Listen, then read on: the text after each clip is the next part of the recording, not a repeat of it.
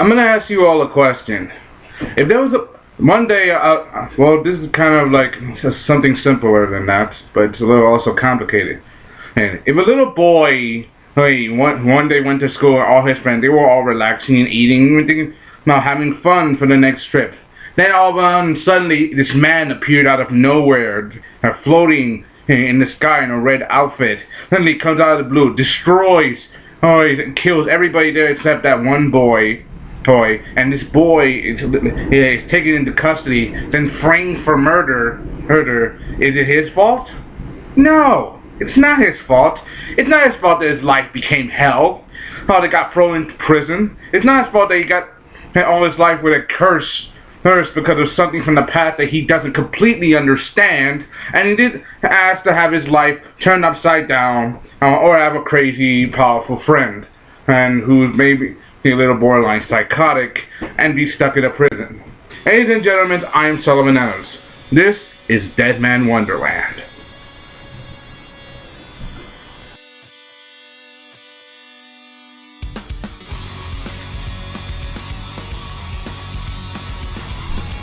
Deadman Wonderland first became published in 2007 by Justin Acerado or Torso Acerati, the same publishers who also made the Eureka 7 anime and manga, and this is very, very unique and underground stuff. Deadman Wonderland, even though it was very short-lived, even though the anime was very short-lived, it had a major impact on a lot of people. Trust me, I know, I was one of them. And it had a major impact both in the U.S. and in Japan, and it was very, very big. Story right now. The story starts off with our main protagonist, Ganta Igarash, of average, middle schooler at the age of 14. And he's hanging out in class, eating with his friends, and then they all discuss their next field trip. Then all of a sudden, something weird happens. He starts hearing this humming noise, and the noise he starts to become loud. He starts to notice something. It's like the music sounds somehow familiar to him, and then he notices he sees a man in red floating by himself in the air bleeding. And everybody is astonished. How's this man floating in the air? Then all of a sudden, this man summoned up this crazy power and literally destroys the whole classroom, massacring all of his friends except Ganta. This is out of all the animes that had a very auspicious beginning, I gotta admit that was one of the craziest you could have seen. Bearing witness to a massacre. Not a lot of animes do it, but this was a very iconic moment because this boy's life was literally turned upside down. Later, after he survives the massacre after seeing his friend die. And I'm leaving out a few gory details, trust me. After he dies, he is literally taken into custody, and they're blaming him for the murders.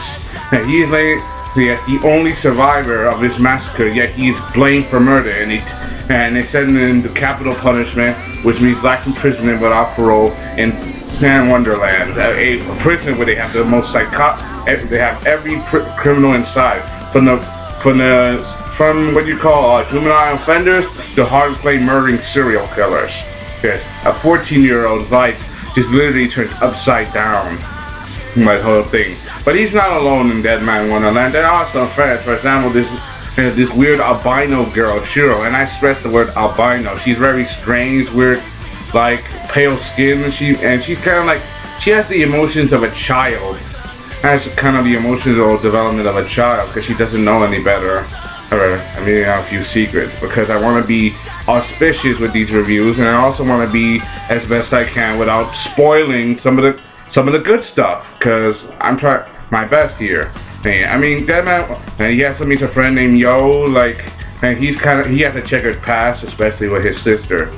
But Ganta, he tries to survive, even though he's innocent. He does not want to die. He wants to live to avenge his friend's murder, to find the man in red, and aka the red man, aka the wretched egg, and defeat him and clear his innocence.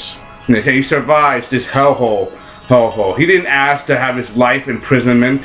He didn't ask to have his life thrown in backwards, and he didn't ask hell for none of this to be thrust upon him.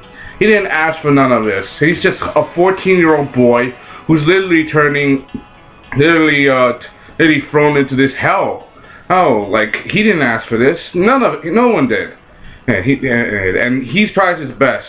But later he gets to find out that the man who murdered his friends and is in the same prison as he is, and he tries his best to find out who it is. Yes, who is that person behind the mask? How will he find him? How will he kill him? But he also finds out the secret, that he has the same power as the man in red. It's called Branch of Sin. Apparently there was also, if I don't explain this now, 10 years ago there was an explosion in Tokyo called the Red Hole. And apparently Deadman Wonderland was built on the same focal point of the explosion and the earthquake. Hey, so they basically made a prison in the wasteland where all the bad stuff happened. So they're trying to make something that became horrible out of use. But even though it's very twisted, not to mention the fact they have to wear neck collars on their neck. If they don't drink any, it's pumping poison into their neck. If they don't drink the antidote within 3 days, every 3 days, they die. Even Ganta has to wear this around his neck. That's messed up, even for that horror show. But you also find, like I said, I'm getting off a little topic. Even though he finds out he has the same power as Brandon Shane. He's not the only one with this power. There are others around him. What am I? Oh no, there's Saji. The only other dead man he sees is Saji, who was a cop. Also, you know him as the Crow. Oh, I like Sanji because he's a true badass. He loves to fight, and he has a wicked blade that can cut through anything. Kind of reminds me of Kenpachi Zaraki from Bleach. That's what I like about him. A badass who wants to fight and has nothing but killer instinct and combat and fighting. That's the key trait that makes Senji a badass. So he's probably one of my favorite characters. Not to diss Ganta or anything. He's more proficient than Ganta. And he's more proficient, what you call. Ganta wants to fight for revenge, but Senji, he wants to fight because he wants to fight. Like a thrill rush.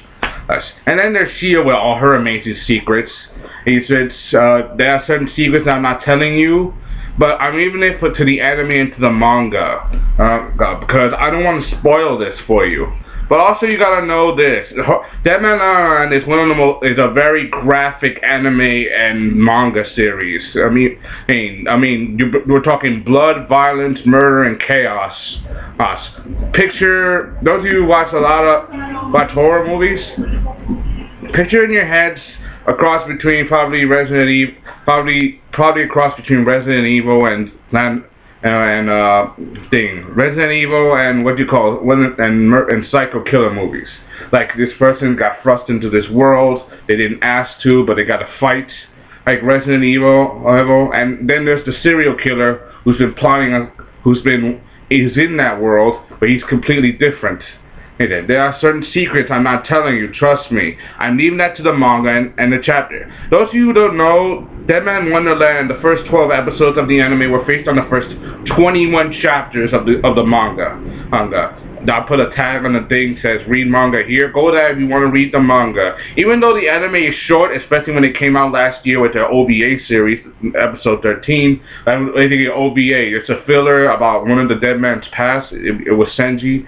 But I'm going to let you know right now. Even though it's based on the first 21 chapters, it's not completely integral into the story. There are some stuff that they had to cut out, and they had to change the story. In fact, even though they made 12 episodes, the series is not that long. It's actually not that short. It's actually a lot longer.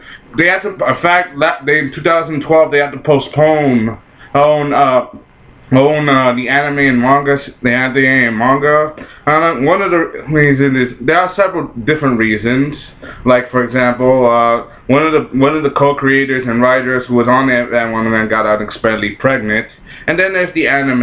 Even though it's been licensed by Funimation, which is a good that virtually owns property rights to a lot of good anime.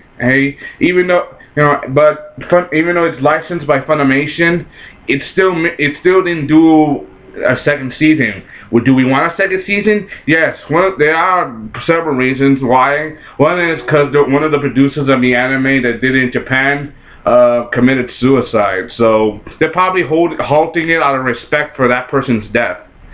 So, but Do we need a second season? Yes, because we gotta get into the story-wise. We need more from that. Even though it's so short, it leaves a bit impact. And I'm talking about the anime, not the manga. The manga itself has over 58 chapters, and like I said, the first 12 episodes are based on the first 21 chapters, and they are long, like 38 pages. I put a tag. That tag you see on the top of the video, that's Read Manga Here. That's a website you can use to read the anime.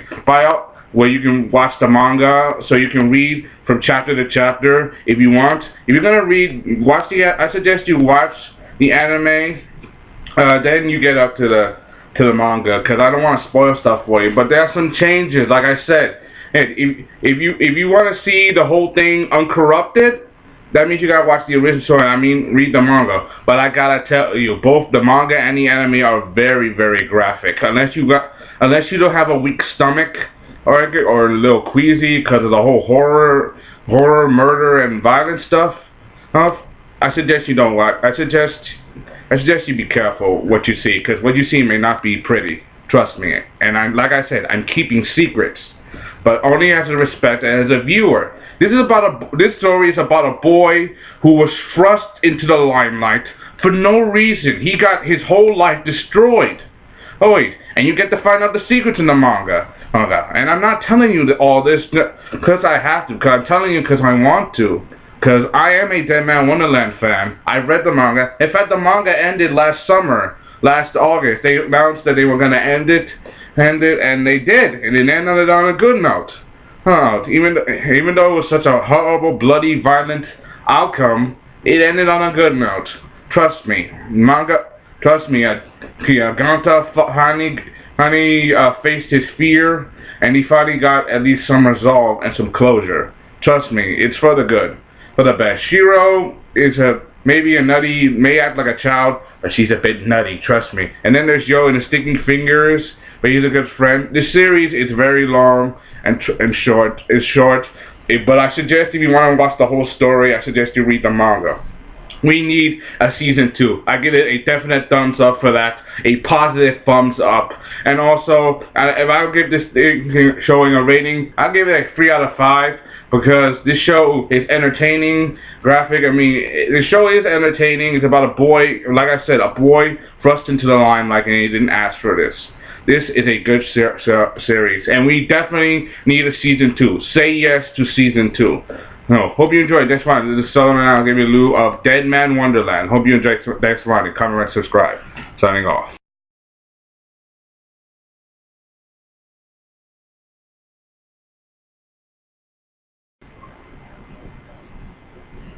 And if I didn't mention this before, I first started to watch Deadman Wonderland back when it was on Toonami's anime block. So it made a big impact because I watched it on Toonami. I mean, it was one of their big shows. Along with Casher Sins, Tetsumiyo GXP. And that was a big deal for that. Toonami was back after a long hiatus, 7 years. And that was a good move for Cartoon Network and Adult Swim for have Toonami back on their block. And trust me, I say yes to that. Thumbs up. Signing off. Bye.